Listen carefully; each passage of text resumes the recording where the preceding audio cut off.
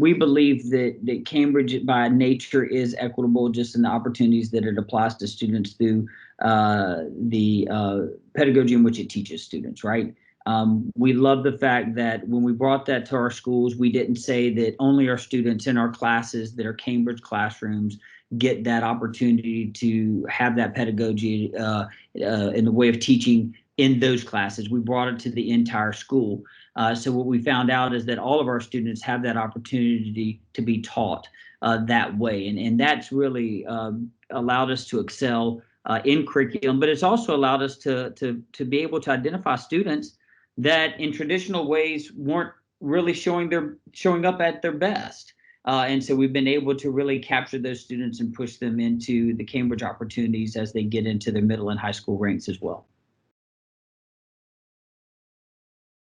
The training that the teachers receive is class A professional development that they receive. The individuals are flying overseas to join us here at the States, and so they're getting that firsthand knowledge. It's not what we've experienced in some other programs and things where you have a second or third hand party that's kind of coming in and providing that learning. It is directly from Cambridge itself.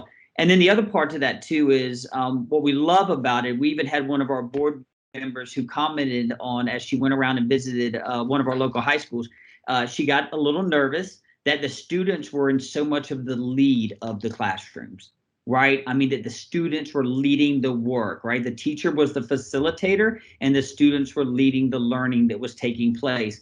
So that piece is really what allowed us to say this is right for this school, and it's probably right for many of our other schools as well, which is why we've looked in the future, now currently and also in the future, at expanding Cambridge not only just into that path, that one feeder pattern, but into multiple feeder patterns that we have throughout the district.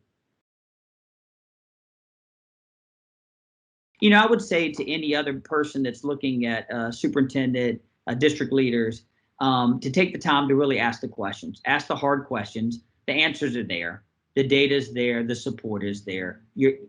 I've been in education now for 24 years. I've been everything from an after-school enrichment teacher to now my current position as a learning community superintendent.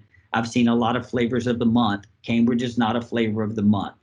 It is holistic in its approach, and we see students just, blossom in their opportunities in learning.